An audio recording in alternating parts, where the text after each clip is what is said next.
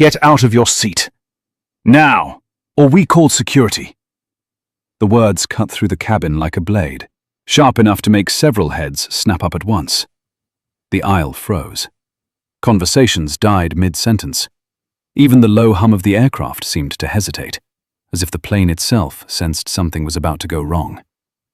Margaret Hale did not move. She sat upright in seat 1 Alpha, hands folded loosely in her lap, her spine straight but not rigid. She was 63 years old. Her grey hair was pulled back into a simple knot at the base of her neck. No jewelry except a thin wedding band worn smooth by decades of habit. She wore a navy cardigan over a white blouse, comfortable slacks, sensible shoes. Nothing about her looked expensive. Nothing about her looked weak either. The flight attendant standing over her, Claire Donnelly, was breathing fast. Too fast. Her smile had already collapsed into something brittle and angry, the kind of expression people wore when they felt their authority slipping through their fingers. Claire's hand hovered near the call button above the seats, as if touching it might restore control. Margaret lifted her eyes slowly. Calm eyes, observant. They met Claire's, and for half a second, Claire faltered. Not because she saw fear, but because she didn't. There was no pleading in Margaret's face, no embarrassment, just attention. The kind that made people feel suddenly seen in ways they hadn't planned for. "I paid for this seat," Margaret said. Her voice was low, steady, almost gentle. "I'm not moving." Behind Claire, a man cleared his throat loudly. Frank Delaney, late 50s, thick neck, silver cufflinks that caught the cabin lights every time he gestured. He had been standing there for several minutes already, growing redder by the second. The kind of man used to walking into rooms and having people step aside without being asked. "This is unbelievable," Frank said, loud enough for half the cabin to hear. "Every single month I fly this route. Every single month I sit right here. And now I'm supposed to what? Squeeze into some other seat because she doesn't understand how first class works." He laughed, but there was no humor in it. It was a sound meant to shame. Margaret did not look at him. She kept her eyes on Claire, who now felt the full weight of the moment pressing down on her chest. Other passengers were watching, some openly, some pretending not to. A retired couple across the aisle had gone completely still, hands clasped together. A man 2 rows back had stopped typing on his laptop, fingers hovering above the keys. Someone near the window had raised a phone, not high enough to be obvious, but not low enough to hide it either. Claire swallowed. She hated moments like this. Not because she was wrong. She didn't think she was wrong. She hated them because they took too long, because they made things complicated, because they forced her to choose between rules and people, and she had learned a long time ago that rules were easier.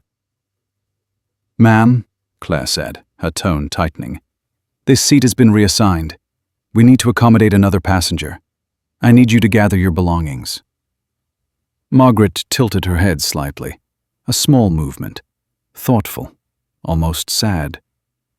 "Reassigned by who?" she asked. Claire hesitated. That was a mistake. A flicker of uncertainty crossed her face, gone almost as quickly as it appeared, but not quickly enough. "By the crew," Claire said. "By the airline." Margaret nodded once, slowly, as if filing the answer away. Frank scoffed. "Look, sweetheart," he said, leaning closer now, invading her space. "Let's not turn this into a whole thing. You got upgraded by mistake. It happens. Be grateful they're being polite about it." That did it. Margaret turned to him then. Not sharply, not angrily, just fully. She looked at his face the way one might look at an old photograph, studying the details, noting the cracks. "I wasn't upgraded," she said, "and you don't get to speak to me that way." Frank's smile vanished. His jaw tightened. He was not used to being corrected. especially not by someone who looked like this. Someone who, in his mind, did not belong in this space. Claire felt the situation slipping. She tapped her headset, hard. The tiny click sounded loud in the quiet cabin. "Captain," she said under her breath, "I need you up here." Margaret heard it. Of course she did. She heard everything. The shift in Claire's breathing. The subtle change in Frank's posture as confidence returned to him at the mention of authority. The murmur spreading through the cabin like a low ripple. People knew what came next. They had seen versions of it before, on screens, in headlines. Rarely this close. The captain arrived fast. William Parker, early 60s, broad shoulders, hair gone mostly white, a man who had spent his life being listened to. He stopped at the edge of the aisle and took in the scene in a single glance. Claire, Frank, Margaret, the watching passengers, the phone that was definitely recording now. "What seems to be the problem?" he asked. Claire spoke quickly, words tumbling over each other. "Passenger refusing crew instructions. Won't vacate seat 1 Alpha. We need to depart." Captain Parker looked at Margaret for the first time. Really looked. Her posture. Her stillness. He felt something stir in his gut. A faint discomfort he couldn't quite name. "Ma'am," he said, keeping his voice even. "I need you to cooperate with my crew." Margaret met his gaze. There it was again, that unnerving calm. "Captain," she said, "before I do anything, I'd like you to answer one question." Parker frowned slightly. He did not like being questioned on his aircraft. "Go ahead," he said. "Can you tell me," Margaret said, "on what grounds you are removing me from a seat I purchased, after I have already boarded, without citing any safety issue or violation of federal regulations?" The words landed heavy, clean, precise, not angry, informed. For the first time, silence stretched long enough to feel uncomfortable. Frank opened his mouth to interrupt, but Parker lifted a hand without looking at him. That small gesture carried more authority than Frank had ever wielded in his life. Parker felt a prickle at the back of his neck. Something was off. This was not how confused passengers spoke. This was not how people guessed or argued. This was how people who knew exactly where the lines were drawn spoke. Claire felt it too, a tightness in her chest. She suddenly wished she had checked something earlier. Anything. Margaret's gaze drifted, just for a moment, to the window. The tarmac outside shimmered in the heat. Ground crews moved in practiced patterns, systems within systems. Order built on invisible labor. Then she looked back at the captain. "Take your time," she said quietly. "I'm not going anywhere." And somewhere, deep inside the aircraft, beneath the hum of engines and the weight of assumptions, the first crack began to form. The captain did not answer right away. He stood there, one hand resting on the seatback, the other curled loosely at his side. Years in the cockpit had trained him to read instruments, weather, human error. This was different. This was a variable he hadn't accounted for. "Ma'am," Captain Parker said, finally, slower now. "This is not a courtroom. This is an aircraft. My priority is an on-time departure and the comfort of my passengers." Margaret Hale watched the muscles in his jaw tighten as he spoke. She saw the calculation behind his eyes. Delay versus compliance. Authority versus appearance. He had already decided which side was easier. "Comfort," she repeated softly. "Whose comfort?" Frank Delaney let out a sharp breath, almost a laugh. "Mine," he said. "For starters. I didn't pay first-class money to stand in the aisle while this turns into some kind of seminar." Several heads turned toward him. A woman across the aisle frowned. A man near the window shifted uncomfortably in his seat. Frank noticed none of it. He was used to rooms bending around him. Captain Parker nodded once, as if Frank had simply stated a fact of physics. "Ma'am," the captain said, his voice firmer now, "I'm asking you again to vacate the seat so we can resolve this without further disruption." Margaret inhaled slowly. The sound was almost imperceptible, but the narrator could feel it. A controlled breath pulled deep into lungs that had learned patience the hard way. When she spoke, her voice was still calm, but something in it had sharpened. "I've lived in this country long enough to know what that phrase means," she said. "Resolve this. Without disruption." It usually means asking the quieter person to disappear. Claire Donnelly flinched. The words landed closer to home than she liked. "This is not about that," Claire said quickly. Too quickly. "You're making it into something it isn't." Margaret turned her head slightly, just enough to acknowledge her. "Then what is it about?" Claire opened her mouth, closed it. Her eyes flicked to the captain, then to Frank, then back to Margaret. Her thoughts raced. The manifest, the boarding pass, the seat reassignment message that had come through earlier, vague and rushed. She had followed it without question. That was what she was trained to do. "Another passenger needs the seat," Claire said finally. "That's all." Margaret nodded. "Then I'd like to see that request in writing." Silence again. Heavier this time. Frank scoffed. "Are you serious right now?" "I am," Margaret said. "And I'd like your full name as well." Frank stared at her, stunned. No one ever asked him that. Not like this. Not without fear. "My name doesn't matter," he snapped. "It does," Margaret said. "Everything does." Captain Parker shifted his weight. He could feel the cabin slipping out of its usual rhythm. This was no longer a simple compliance issue. The energy had changed. People were paying attention now, not passively, intently. A soft voice broke the tension. "Captain," it came from the row behind Margaret. A man in his early 70s, neatly dressed, posture upright despite the cane resting against his leg. A veteran by the look of him. His eyes were steady. "She hasn't raised her voice," the man said. "She hasn't refused safety instructions. She asked a question. Seems fair to me." Captain Parker frowned. "Sir, please remain seated." The man nodded. "I am seated. I'm also watching." A murmur followed, low, uncomfortable. Agreement without commitment. Frank turned, incredulous. "This is unbelievable. Are we all just going to sit here and let her hold up the plane?" Margaret did not look at him. Her focus had narrowed now, not with anger, but with clarity. She could feel it building. The moment when people stopped seeing her as a problem and started seeing the situation. Claire felt sweat gather at the base of her neck. She had flown long enough to recognize when something was about to spiral. "Captain," she said under her breath, "we should call ground." Parker hesitated. He knew what that meant. Paperwork, questions, eyes that would not simply look away.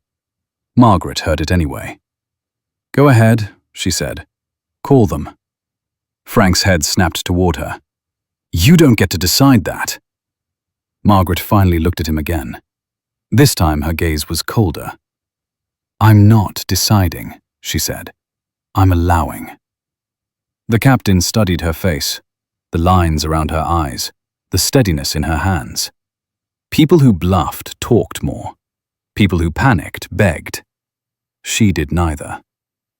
"Ground," Parker said into his headset. "I need a supervisor at the aircraft." A few passengers gasped quietly. Someone behind them whispered, "Oh boy." Frank's confidence wavered for the first time. Just a fraction. He checked his watch, tapped his foot. The rhythm betrayed him. "You're making a mistake," he said to Margaret, lowering his voice. "People like you always think this ends well." Margaret's expression did not change, but something in her eyes darkened, not with fear, but with memory. "It always ends," she said. That's the part people forget.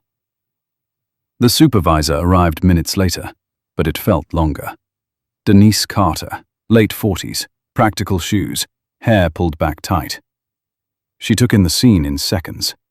Her gaze lingered on Margaret longer than the others had. "What's going on?" Denise asked. Captain Parker gestured. "Passenger dispute, seat reassignment." Denise looked at Claire. "Boarding pass verified?" "Yes," Claire said, then hesitated. "I mean, it was valid." Denise raised an eyebrow. "Was?" Claire swallowed. "It still is." Denise turned to Margaret. "Mom, can I see your boarding pass?" Margaret handed it over without a word. Denise studied it carefully, longer than Claire had. Her eyes moved across the details. Name, seat, fare class, time. Everything was in order. Denise felt a familiar irritation rise. Not at Margaret, at the process, at shortcuts taken to avoid inconvenience.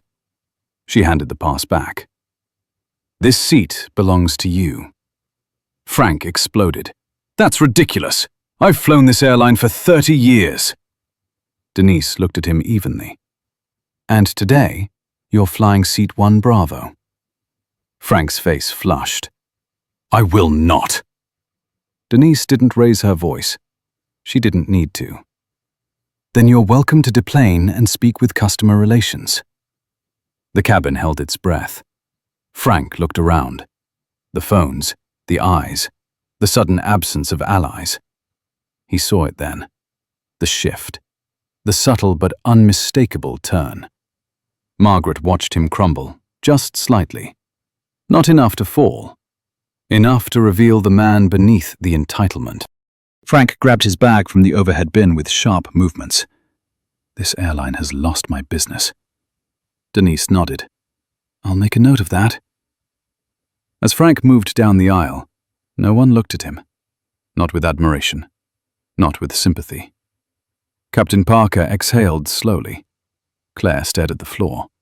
Denise turned back to Margaret. "I'm sorry for the inconvenience," she said. Margaret inclined her head. "Thank you for doing your job." Denise hesitated. "May I ask what you do, ma'am?" Margaret paused, just long enough. "I solve problems," she said. Denise watched her sit back into seat 1 Alpha, hands folding again in her lap, posture unchanged. The plane began to move. What no one yet realized was that this had only been the first problem solved that day. The aircraft doors closed with a dull, final thud, the kind of sound that usually meant certainty. Engines would spool, time would move forward, people would forget.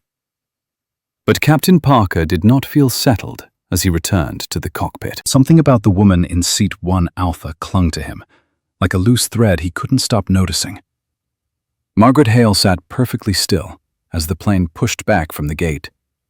Around her, first class exhaled. The crisis, most assumed, had passed.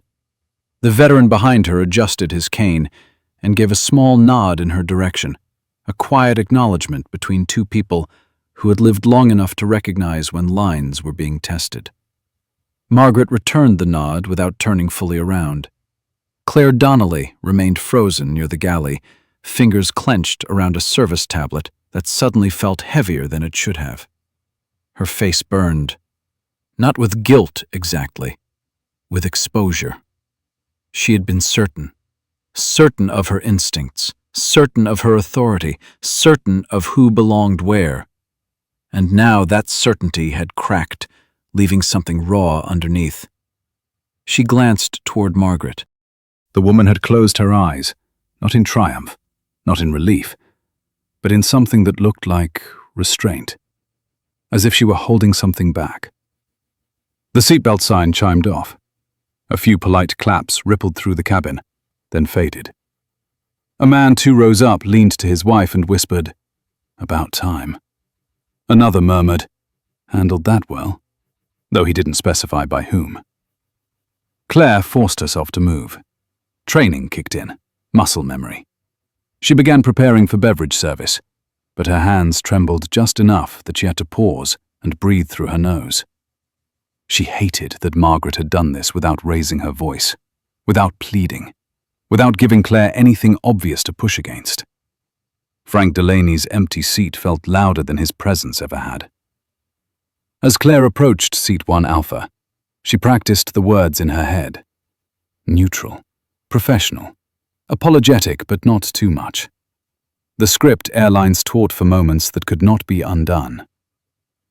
"Hail," Claire said quietly, stopping beside her. "Can I get you something to drink?"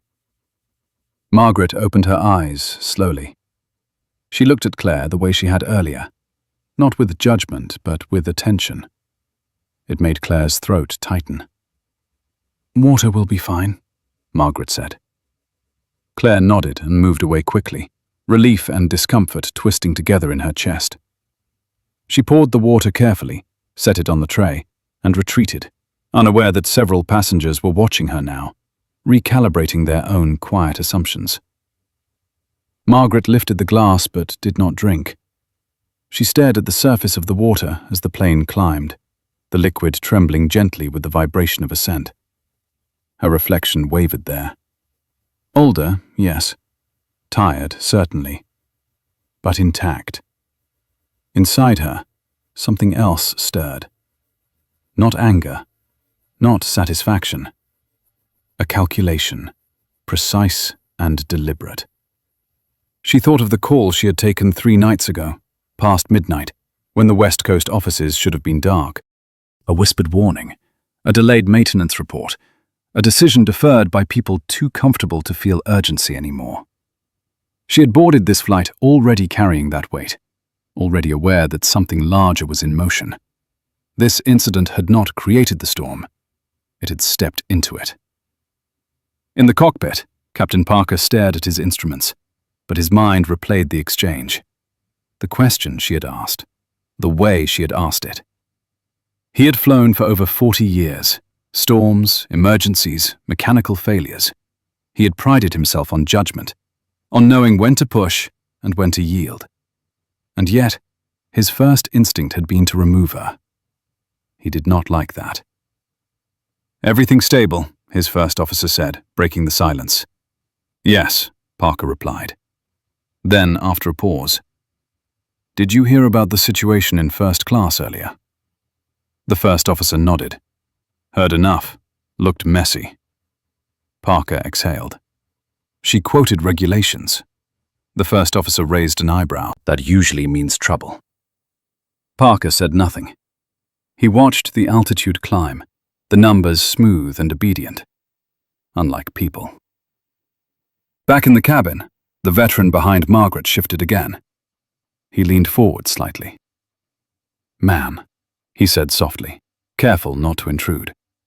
"Just wanted to say thank you." Margaret turned enough to meet his eyes. They were sharp, clear, the eyes of someone who had once worn authority and learned what it cost. "For what?" she asked. "For not backing down," he said. "Some of us remember when that was dangerous." Margaret studied his face. The lines, the steadiness. She nodded once.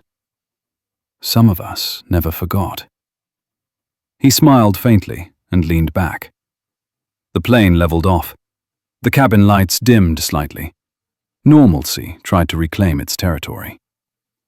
Claire resumed service, her movements smoother now, but her thoughts spiraled.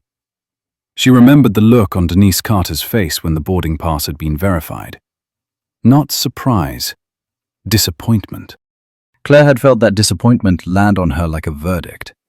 She told herself it was just a misunderstanding, a one-off, that nothing would come of it. But she could not shake the feeling that she had crossed paths with someone whose life extended far beyond this aircraft. Someone who did not need to announce her importance, because she carried it quietly, like a weapon she hoped never to use. Margaret finally drank the water. She closed her eyes again, but not to rest. Her mind moved through timelines, scenarios, names. She thought of the board meeting scheduled for the following week, of the report waiting unread in her secure inbox, of the quiet pressure she had been applying for months, urging a system to correct itself before it failed publicly. She had believed she had time. Now, she was no longer sure. A soft chime sounded. An announcement began, routine and forgettable, welcoming passengers aboard, thanking them for their patience. Margaret listened without really hearing it. The camera, if there were one, would pull back now. From the calm face of a woman underestimated. From a cabin settling into false peace. From a flight cruising steadily above the clouds. It would drift outward, beyond the aluminum shell, beyond the carefully controlled environment, toward the larger systems humming unseen beneath the surface of everyday life. Because somewhere between the gate and cruising altitude, a line had been drawn. Not loudly, not dramatically, but firmly. And once drawn, it would not be erased. The first real jolt hit just after they crossed cruising altitude. Not turbulence, not weather. A sound. A soft chime from the cockpit, followed by a pause that stretched a second too long to be routine. Margaret Hale felt it before she heard it. A tightening behind her ribs. Instinct sharpened by decades of reading rooms before rooms announced themselves. She opened her eyes. Captain Parker's voice came over the intercom. Measured, careful, but altered. Not panicked. Controlled. Which was worse. Ladies and gentlemen, this is your captain speaking. We are experiencing a minor operational delay related to ground coordination. There is no safety concern at this time. Please remain seated while we clarify. Minor, operational, coordination. Words chosen to calm. Words that usually meant the opposite. Margaret did not react outwardly. She watched. She listened. She counted the seconds between breaths. Claire Donnelly froze mid-aisle, a tray of glasses balanced in her hands. She looked up toward the ceiling speakers, then instinctively toward the cockpit, as if she could see through the door by force of will. The muscles in her jaw tightened. She hated uncertainty. It made her feel small. A man near the window muttered, "What now?" His wife squeezed his arm. Not fear, annoyance. The kind that came from being delayed, not endangered. The veteran behind Margaret leaned forward again, slower this time. "That wasn't standard," he said quietly. "No," Margaret agreed. The cabin settled into a restless hush. People checked watches, phones, screens. Nothing updated. The plane continued forward, engines steady, the illusion of normal intact. Inside the cockpit, Captain Parker removed his headset and ran a hand through his thinning hair. The message on the screen in front of him was short. Unclear, unusual. Ground operations flagged. Hold pending verification. Verification of what? Parker muttered. His first officer leaned closer. "We're getting a system handshake delay, cargo and routing crosscheck." "That happens on the ground," Parker said. "Usually," the first officer replied. They exchanged a look. One pilot's shared when something didn't add up, but no alarm had yet sounded to justify concern. Back in first class, Frank Delaney's absence had created an unexpected vacuum. Without his noise, the cabin felt more exposed. People were more aware of one another, of reactions, of silence. Claire resumed moving, slower now. She placed drinks down with exaggerated care, as if precision might restore order. When she reached Margaret again, she hesitated. "Is there anything else I can get you?" Claire asked. Margaret studied her face. The faint tremor in her hands, the tension at the corners of her eyes. Claire was not cruel by nature. Margaret could see that now. She was obedient, conditioned, and afraid of being wrong in a system that punished hesitation more harshly than harm. "No," Margaret said, "but thank you for asking."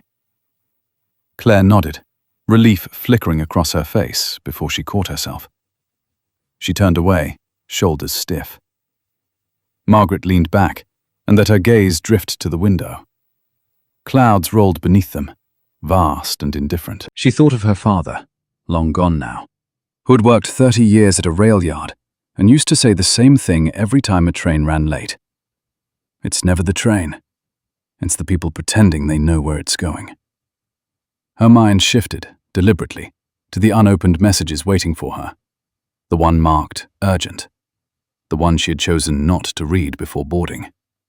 Not because she was afraid, because she wanted to see how much the system would reveal on its own. Another chime, shorter this time. Captain Parker again. We appreciate your patience. We are still awaiting confirmation. Cabin crew, please remain at your stations. Claire's stomach dropped. Remain at your stations was not comforting language. The veteran exhaled slowly. That's new. Margaret's fingers tightened slightly against the armrest. Just slightly. The first visible sign of tension. Not fear. Recognition. Somewhere below them, invisible to every passenger on board, a request was moving through layers of bureaucracy that rarely spoke directly to one another. Automated systems checking manual overrides, names matching entries, flags raised not by emotion, but by data. Margaret felt her phone vibrate once in her pocket. Just once. She did not reach for it. Claire noticed the movement anyway. Her eyes flicked down, then back up. She said nothing. The man 2 rows ahead turned to his neighbor. You think this has something to do with earlier? His neighbor shrugged. Probably just weather. Margaret almost smiled. Almost. In the cockpit, a new message populated the screen. Longer. Detailed. Captain Parker read it twice. What the hell? He whispered. The first officer leaned in. What? Parker didn't answer immediately.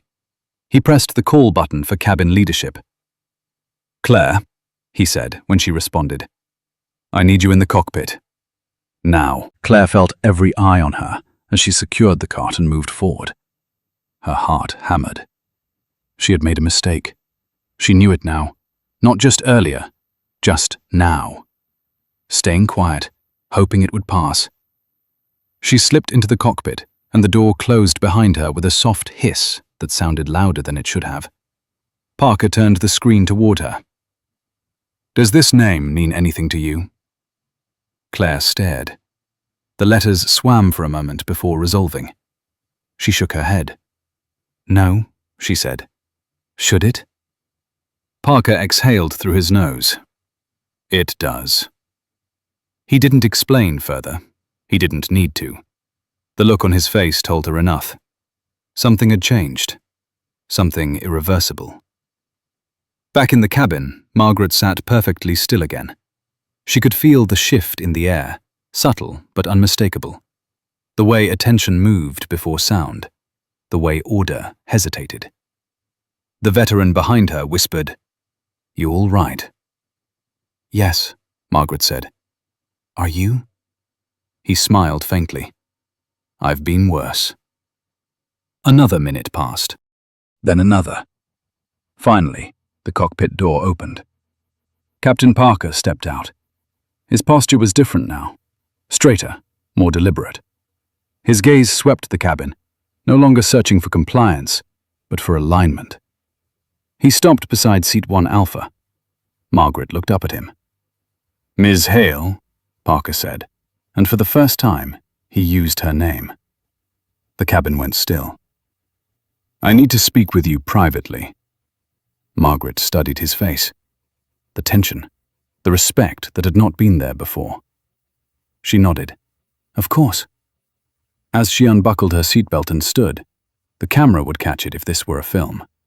The way people straightened unconsciously. The way Claire watched from the galley, pale and silent. The way the veteran placed a steadying hand on the armrest, as if anchoring the moment. Margaret followed the captain toward the front of the plane, her steps unhurried. Whatever came next, the flight would never be routine again. The cockpit door closed behind them with a muted click that felt heavier than metal. The space inside was tight, functional, stripped of anything unnecessary. Screens glowed softly, instruments hummed. The smell of recycled air and coffee hung low. Captain Parker did not invite Margaret to sit. He didn't need to. She remained standing, hands relaxed at her sides, as if this were a meeting she had attended many times before. "For the record," Parker said, lowering his voice, "this conversation did not happen." Margaret inclined her head slightly. "That depends on what you say next." Parker studied her again, not as a passenger, not as a problem, as a variable he had misread. He gestured to the primary screen. "Your name triggered a cross-check," he said. "Not from our passenger system, from an external audit channel tied to infrastructure oversight." Margaret's eyes flicked to the screen, just long enough, she already knew. "That audit," Parker continued, "was not scheduled. It was dormant." It only activates under specific conditions. "Escalation," Margaret said quietly. Parker's mouth tightened. "Yes." The first officer shifted in his seat, uncomfortable. He had been flying for 30 years and had never once seen this protocol fire mid-flight. "You were flagged," Parker said, "not as a risk, as a dependency." Margaret met his gaze. "Then you understand why I asked you the question I did." Parker exhaled slowly. "I do now." He turned away, bracing his hands against the console. For a moment, the authority he carried like armor seemed heavy. "There are systems," he said, "that only work if everyone assumes they won't be questioned. We run them every day. We trust them. Until someone sits in a seat they're told doesn't belong to them." Margaret said nothing. Silence was her ally here. "You are tied," Parker went on, "to a review that involves this airline's maintenance subcontractors. Routing, cargo verification, deferred inspections." Margaret's expression did not change, but something sharpened behind her eyes. "I haven't read the report yet," she said, "but I will." Parker turned back to her. "If this audit completes while we're airborne, we may be required to divert. Not for safety, for compliance." Margaret nodded once. "Then divert." The first officer looked up sharply. "Ma'am." She held up a hand, not commanding, permissive. He stopped anyway. "This isn't about inconvenience," Margaret said. "It's about whether people did their jobs when no one was watching." Parker studied her for a long moment. "You knew this could happen."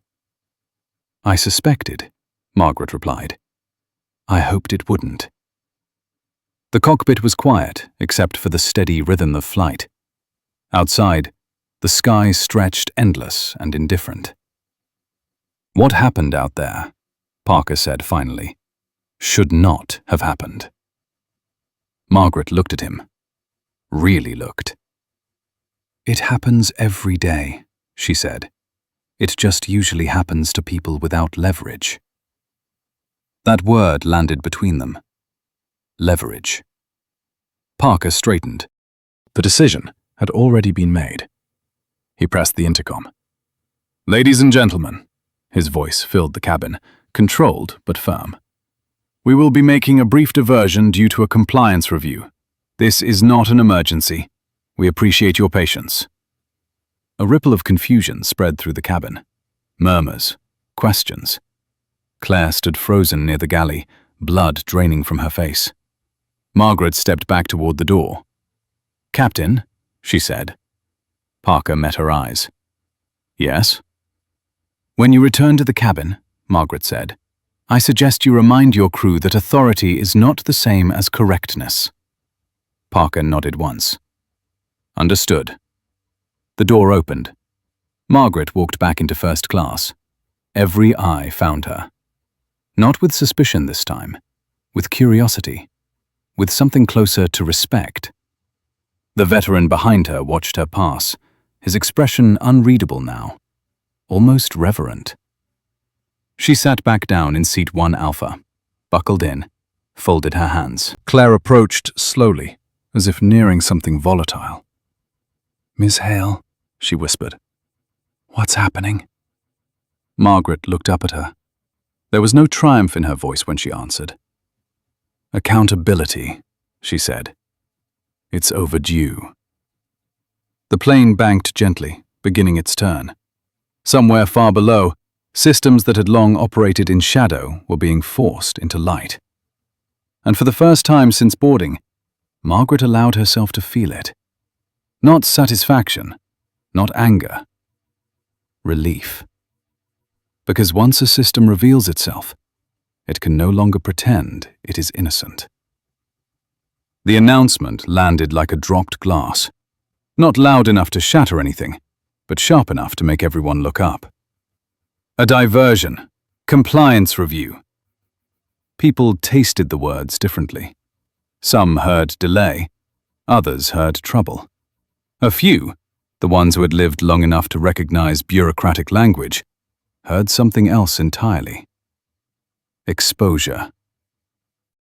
Margaret Hale felt the turn of the aircraft through her bones before the horizon outside the window tilted. The engines adjusted pitch. The plane obeyed. Machines always did. The cabin did not. A man near the aisle leaned across his wife. What does that even mean? She shrugged, eyes narrowed. Means somebody somewhere is nervous. Claire Donnelly stood near the galley, hands clasped so tightly her knuckles blanched. She had flown through weather, through medical emergencies, through angry passengers and mechanical delays. This felt different. This felt like standing on a stage while the lights came up unexpectedly. She watched Margaret from across the cabin, watched the way the woman sat, still, centered, as if the plane were turning around her, not the other way around. Claire remembered her first week on the job. The instructor had said it plainly. You will be given discretion. Use it wisely. Most mistakes happen when people confuse confidence with correctness. Claire had nodded then, eager, certain she understood. Now, she wasn't so sure. A passenger stood halfway out of his seat. "Are we safe?" Captain Parker's voice came back over the intercom almost immediately. "Yes, this is not a safety issue. Please remain seated." His tone was different now, less performative, more exact. The veteran behind Margaret shifted again. He leaned forward, voice low. "You ever notice how the truth sounds calmer than a lie?" Margaret didn't turn. "Truth doesn't need to hurry," she said. The cabin murmured. A few phones came out, discreet but unmistakable. Someone whispered about missed connections. Someone else cursed softly. Irritation spread, but fear did not. Not yet. Claire moved, finally. She stepped into the aisle and raised her voice just enough to be heard without commanding. "Ladies and gentlemen, we'll be offering water while we wait. Thank you for your patience." The word patience hung there. It sounded thinner than it should have. She poured. She placed cups. Her hands shook less now. Motion helped. Purpose helped. But every few steps, her eyes drifted back to Margaret, as if pulled by gravity. When she reached seat 1 Alpha again, she paused. "Miss Hale," she said quietly, so quietly only Margaret could hear. "I want you to know I didn't mean—" Margaret looked up. Not sharply, not coldly, just fully. "I know," she said. "Intent doesn't erase impact." Claire swallowed. The words weren't cruel. They were worse. They were accurate. "I should have checked," Claire said. "I should have listened." "Yes," Margaret replied. Then, after a beat, "But you didn't. So now you're learning." Claire nodded. She stepped back, chest tight, eyes stinging, not from humiliation, but from the sudden, unwelcome clarity of being seen by someone who understood her better than she understood herself. In the cockpit, Captain Parker monitored the turn. The diversion airport had not yet been announced to passengers. He was waiting for confirmation. Waiting for the other shoe to drop. It did. A new message scrolled across the display. Not red, not flashing, just definitive. Compliance hold confirmed. Subcontractor variance under review. Await further instruction. Parker closed his eyes briefly. Subcontractor variance. He knew what that meant.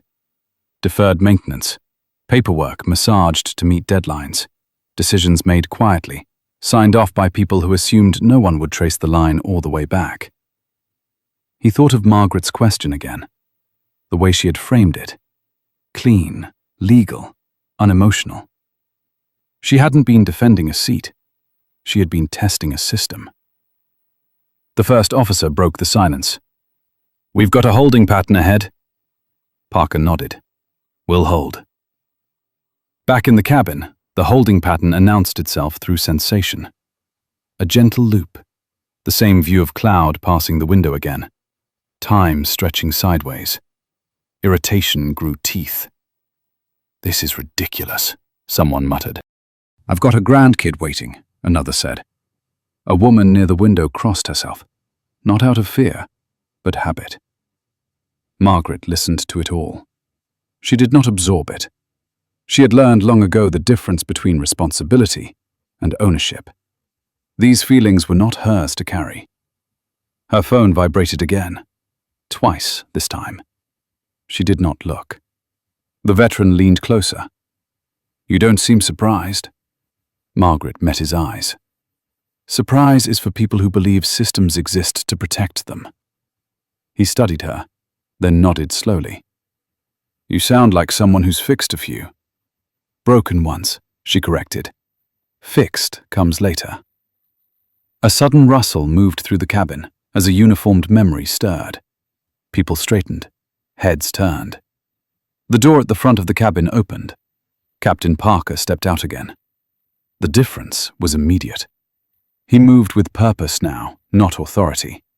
There was no theater in it, no chest out, no performative calm, just resolve.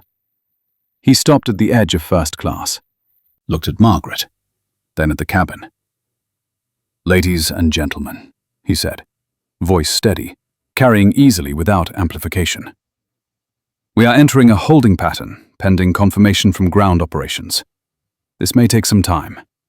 I assure you, we will keep you informed."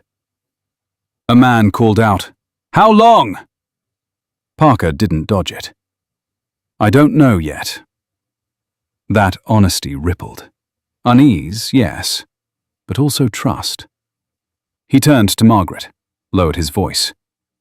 "They're asking for verification." Margaret nodded. "They will." "What happens when they do?" Margaret considered him, considered the cabin, considered the people watching, listening, recording. Then she said, "We stop pretending this is about inconvenience." Parker held her gaze. He felt the weight of it now. Not accusation. Responsibility. He nodded once. Understood. As he turned back toward the cockpit, the camera would catch Claire watching him go, watching the shift in his shoulders. The subtle recalibration of a man who had realized authority could no longer hide behind routine. The plane continued its slow circle above the clouds. Below them, unseen lines were being drawn, crossed, redrawn. Margaret closed her eyes again. Not to rest, to wait. Because when systems stall, they reveal who they serve. And once revealed, they can no longer be defended by silence. The holding pattern tightened. Not physically, emotionally. The cabin had settled into that uneasy state where time lost its shape. Too long to be a delay, too quiet to be nothing. Margaret Hale felt the shift in tone before anyone spoke it aloud. People were no longer asking when. They were asking why. A man 2 rows back leaned into the aisle. "So what exactly are we waiting on?" No one answered him. Not because they couldn't, because the answer was beginning to scare them. Claire Donnelly stood near the forward galley, her back straight, her face carefully neutral. Inside, her thoughts were anything but. She replayed the boarding moment again and again, each time noticing something new. The way Margaret hadn't argued, the way she hadn't reached for her phone, the way she hadn't tried to prove anything. People who needed to prove things acted differently. Claire's tablet buzzed softly in her hand. A message from in-flight operations flagged high priority. She read it once, then again. Her mouth went dry. She stepped into the cockpit without being called. Captain Parker looked up. He knew that look. What? Claire handed him the tablet. They want confirmation on the incident at the gate. Names, times, statements. Parker scanned the message. His jaw tightened. They're building a record. Yes, Claire said. Against us. Against me, she thought, but didn't say. The first officer glanced back. Is this about the passenger? Parker didn't answer immediately. Then, it's about everything. Back in the cabin, the veteran leaned closer to Margaret again. His voice was barely above a breath. You didn't come on this plane by accident. Margaret opened her eyes. No. You expecting something like this? I was expecting resistance, she said. I wasn't expecting it to show itself so quickly. He nodded. It usually hides better. Margaret's phone vibrated again, 3 times. She slipped it from her pocket at last. The screen lit up briefly, reflecting in her eyes. She read, did not respond. Across the aisle, a woman in her late 60s watched Margaret carefully. The woman leaned toward her husband. That's the calm of someone who knows how this ends. Her husband didn't reply. He was watching Margaret too. Claire returned to the cabin, her steps measured. She stopped beside Margaret's seat. This time, she didn't pretend it was routine. Miss Hale, she said quietly, ground operations is asking for your statement. Margaret looked up. Now? Yes. Margaret considered this, not the request, the timing. She stood. The cabin shifted again. People straightened. Someone whispered, "Here we go." Margaret followed Claire toward the front. The veteran's gaze followed her, steady and intent. In the narrow space near the cockpit, Denise Carter was already waiting. Her posture was firm, her expression unreadable. Ms. Hale, Denise said, thank you for your patience. Margaret inclined her head. I'm listening. Denise glanced at her tablet. We're reviewing a compliance trigger tied to this flight, specifically, an incident report submitted before departure. Margaret didn't react. By whom? Denise hesitated. Crew. Margaret nodded. And what does it allege? Denise took a breath. That you refused a lawful instruction and disrupted boarding. The words hung there, heavy and dangerous. Claire felt her heart pound in her ears. Margaret looked at Denise, then at Claire, then back again. That's not accurate. Denise met her gaze. I'm aware. Claire's breath caught. Denise continued.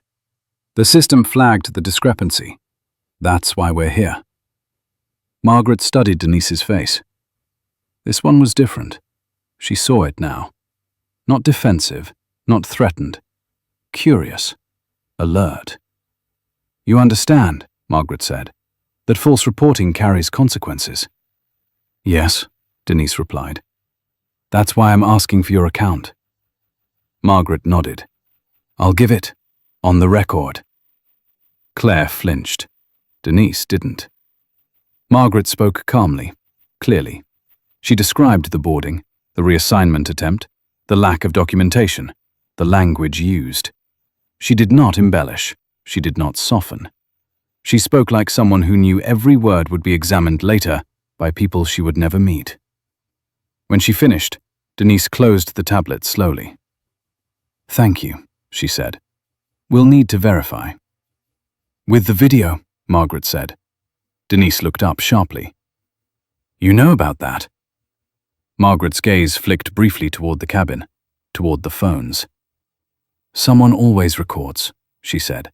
That's precisely when they think no one important is watching. Denise nodded once. "We're aware." Claire felt something inside her crack. Not fear. Relief. The truth was no longer hers alone to carry. Captain Parker stepped out then. He had listened to enough. "Denise," he said, "what's our status?" Denise turned. "We're waiting on confirmation from corporate compliance." Parker's mouth tightened. "And if they don't like what they see?"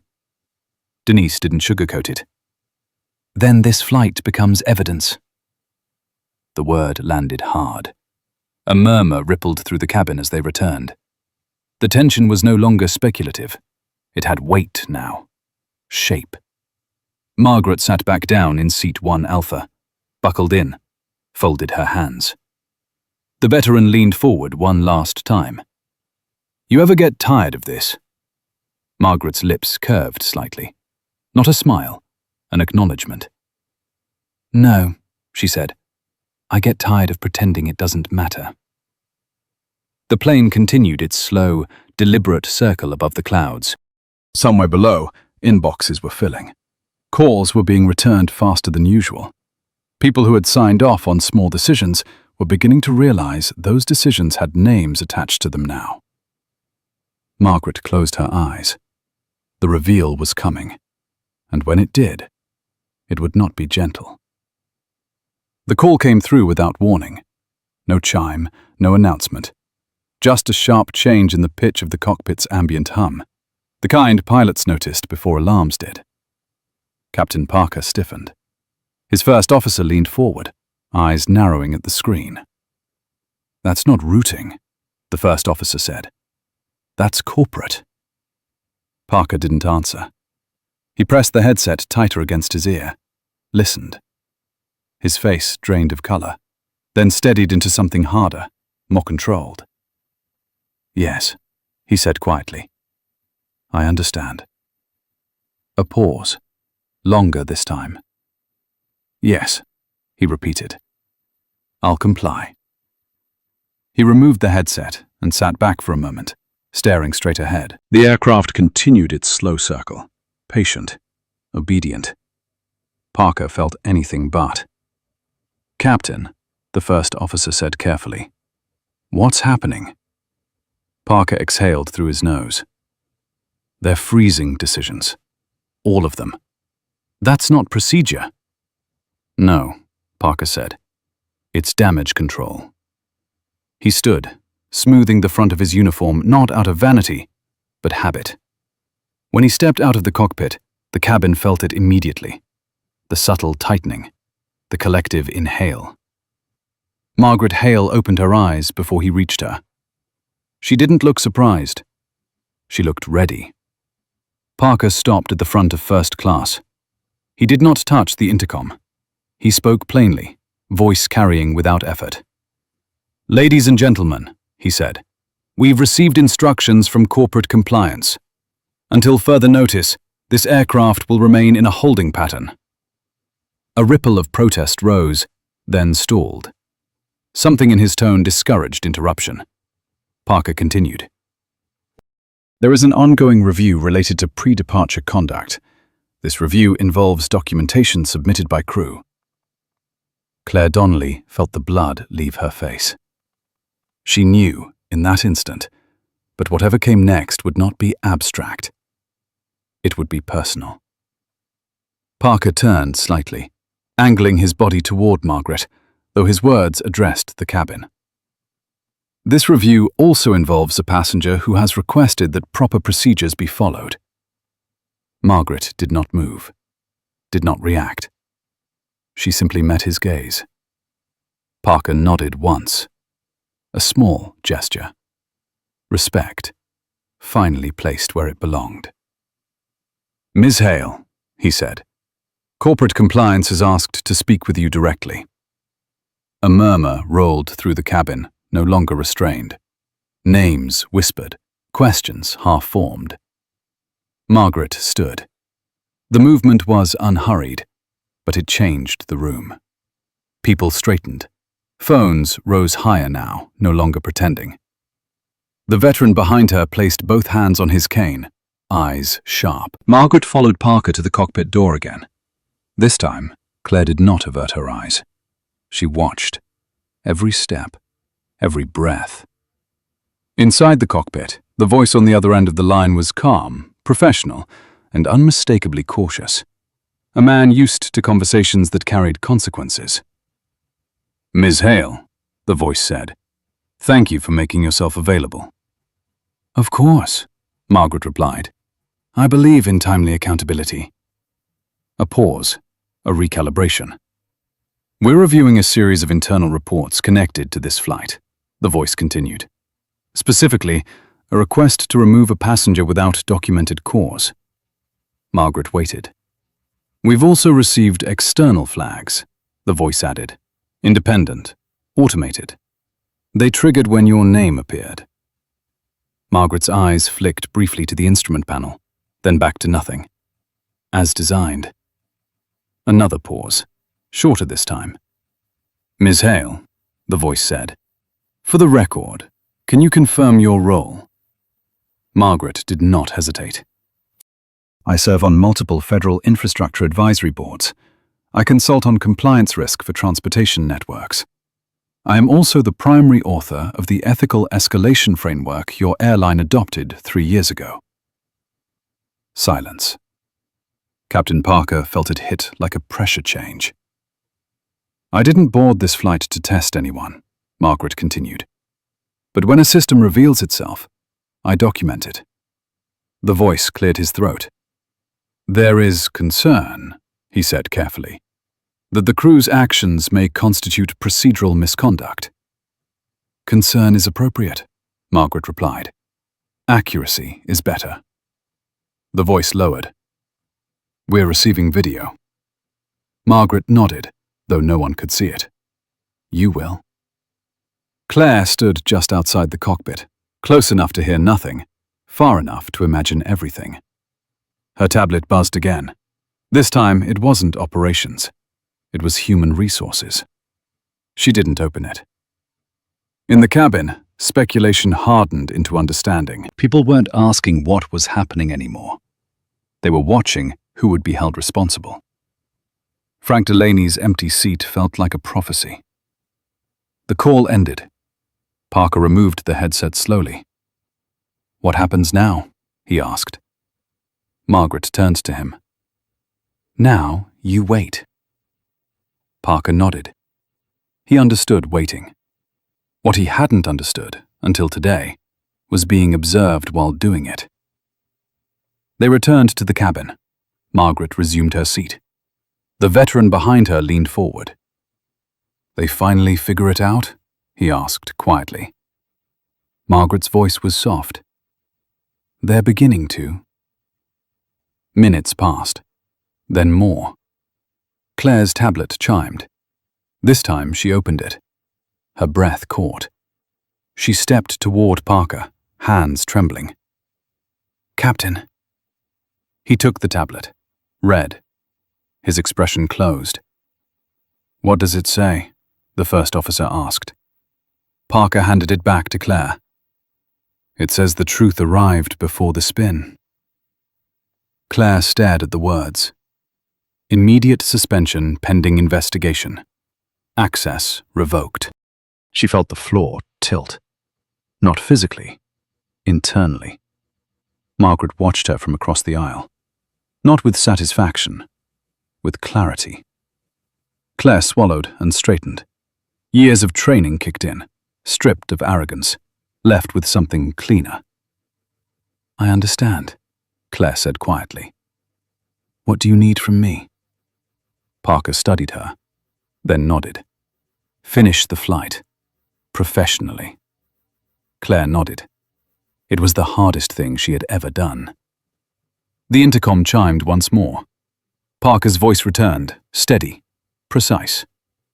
Ladies and gentlemen, thank you for your patience. We have received clearance to proceed to our destination. A collective exhale swept the cabin. The engines adjusted. The aircraft banked, this time toward purpose, not delay. As the plane leveled, Margaret closed her eyes. Not in relief, in resolve. This was only the middle. The storm had not broken yet. It had merely chosen its direction. The cabin changed once they leveled out. Not immediately, not dramatically. It was subtler than that. Like a room after an argument, where everyone pretends nothing happened, but no one sits the same way again. People avoided eye contact, or held it longer than necessary. Phones stayed in hands, screens dark, fingers tense. The older couple across the aisle whispered less now, listening more. Claire Donnelly moved through first class with a steadiness that had not been there before. Her posture was different. Shoulders squared, chin level, not performing authority anymore, just doing the work. When she set a glass down, she did it carefully, as if every small action now mattered more than it ever had. Captain Parker remained in the cockpit, but his presence lingered. The cabin knew he was no longer flying on autopilot, metaphorical or otherwise. This flight had a record now, a timeline, witnesses. Margaret Hale sat with her eyes open, gazing at nothing in particular. Her breathing was slow, measured. Inside her, the pieces were aligning. She thought of the frameworks she had helped write, the escalation ladders, the decision trees designed to expose patterns, not punish individuals. She had argued for years that systems did not fail loudly. They failed quietly, behind polite language and rushed decisions, behind people who believed they were doing what was easiest, not what was right. This flight had followed the model perfectly. The veteran behind her leaned forward, voice barely audible. They'll try to smooth this over. Margaret didn't turn. They always do. You going to let them? Margaret considered the question. That depends on how honest they're willing to be. The man nodded. He had heard that answer before, in different rooms, from different people. It never meant mercy. A soft chime sounded near the front of the cabin. Denise Carter stepped forward, tablet in hand. She didn't address the whole cabin. She went directly to Margaret's row. Hale, Denise said quietly. Corporate compliance has asked if you're willing to continue the conversation once we land. Margaret met her eyes. I assumed they would. Denise hesitated. They'd prefer discretion. Margaret's lips pressed together, not in anger, but in thought. Discretion protects institutions, she said. Transparency protects people. Denise absorbed that. She had worked long enough to know the difference, even if she hadn't always named it. They're nervous, Denise said. They should be, Margaret replied. Across the aisle, a woman in her early 70s had been pretending to read a magazine for the last 20 minutes. She lowered it now. Excuse me, she said, voice polite but firm. I just want to say, some of us are grateful. Margaret looked at her. For what? For not letting them brush it aside, the woman said.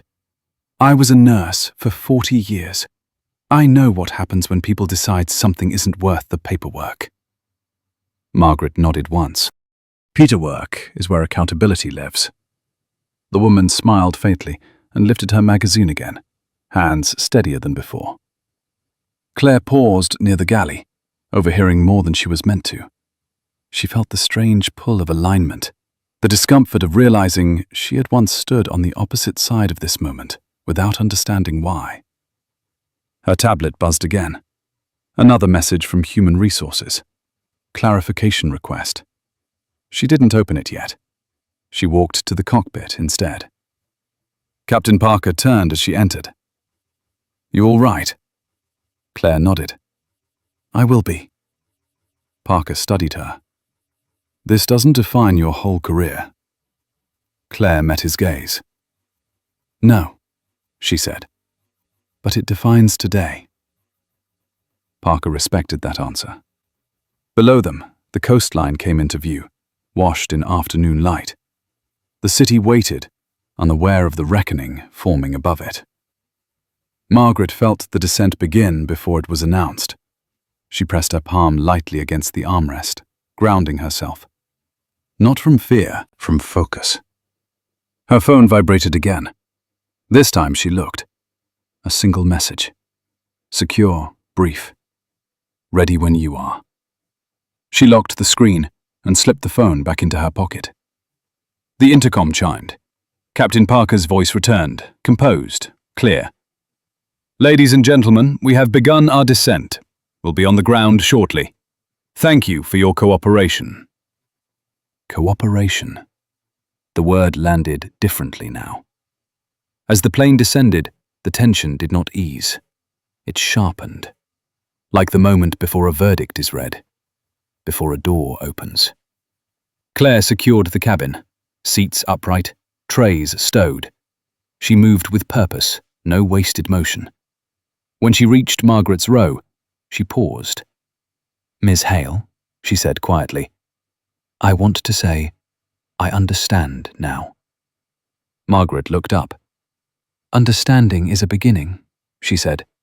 "What you do with it matters more." Claire nodded.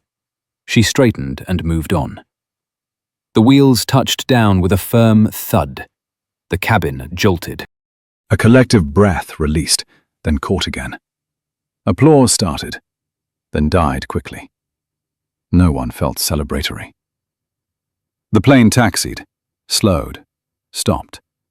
The seatbelt sign remained on. Margaret remained seated, hands folded, gaze forward.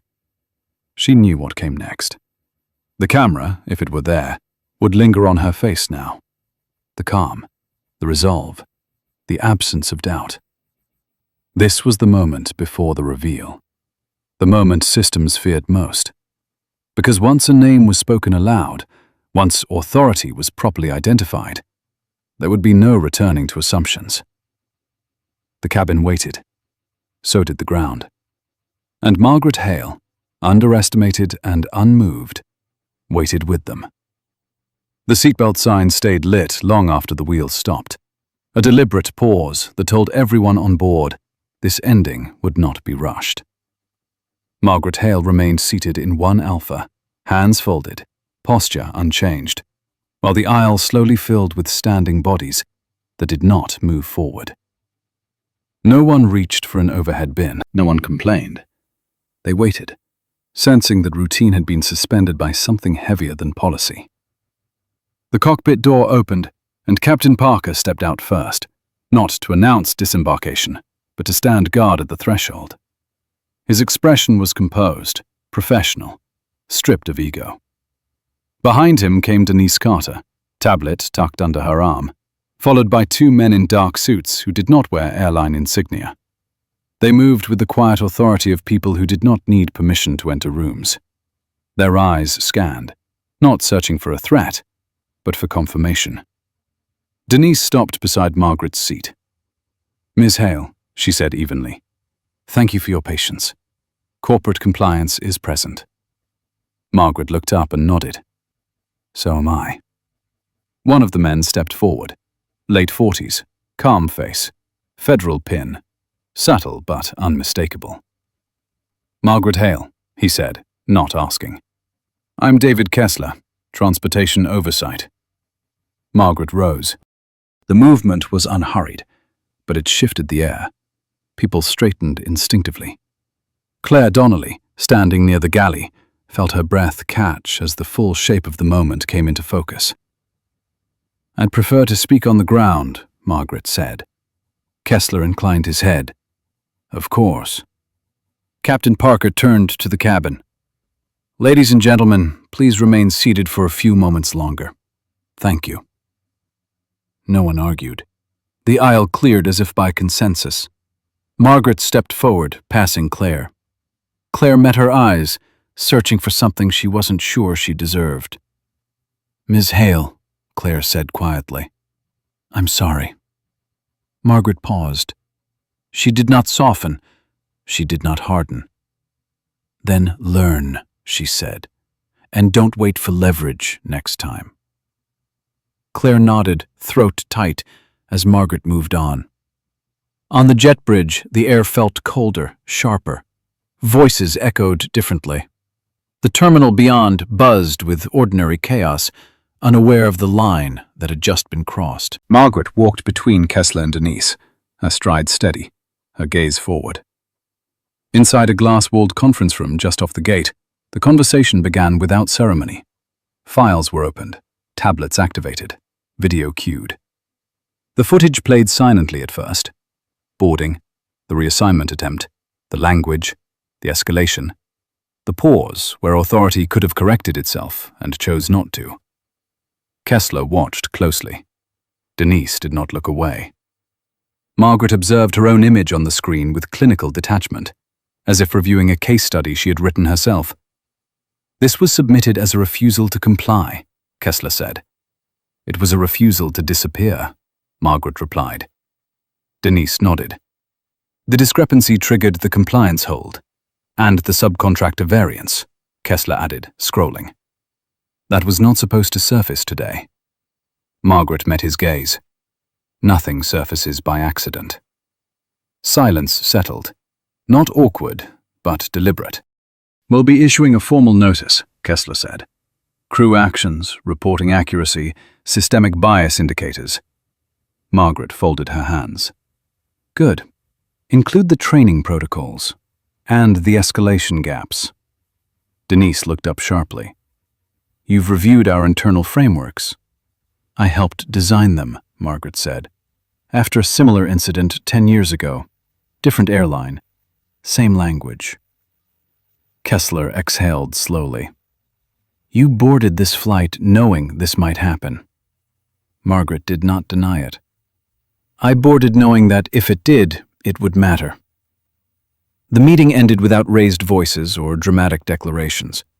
Consequences would come later, measured in memos, suspensions, mandatory reviews, careers quietly redirected. The kind of accountability that never trended, but changed systems all the same. Back in the cabin, the seatbelt sign finally chimed off. People stood, bags came down. The veteran with the cane waited for Margaret to pass. When she did, he inclined his head. Thank you, he said. Margaret returned the gesture. We all do our part. In the terminal, a small crowd had formed. Phones out, murmurs. Someone recognized her name now. Someone else whispered it incorrectly. Margaret moved through without stopping, without performing gratitude or defiance. Outside, the late afternoon light stretched long across the pavement. Her phone buzzed. A secure call. She answered as she walked. Yes, she said. I'm available. A pause, then, no, I don't want a statement. I want policy. Another pause. Send the draft. She ended the call and stopped near the curb. Watched planes taxi in the distance. Watched systems continue, adjusted by a fraction of a degree. Claire Donnelly exited the terminal several minutes later, uniform folded over her arm, waiting for transportation. She caught sight of Margaret standing alone, hesitated, then approached. I won't be on the schedule for a while, Claire said. Margaret nodded. Use the time. Claire swallowed. I will. A black sedan pulled up. Margaret opened the door, then paused. She turned back to the terminal, to the gate, to the invisible rooms where decisions would now be reconsidered more carefully. She did not smile. She did not celebrate. She simply stepped into the car and closed the door. As the vehicle pulled away, the camera would widen, the airport shrinking behind her, the planes lifting, the systems adjusting, slowly, reluctantly, because they had been forced to see themselves. This was not a victory lap. It was maintenance. Long overdue. If this story resonated with you, take a moment to like the video, subscribe to the channel, and share your thoughts in the comments below.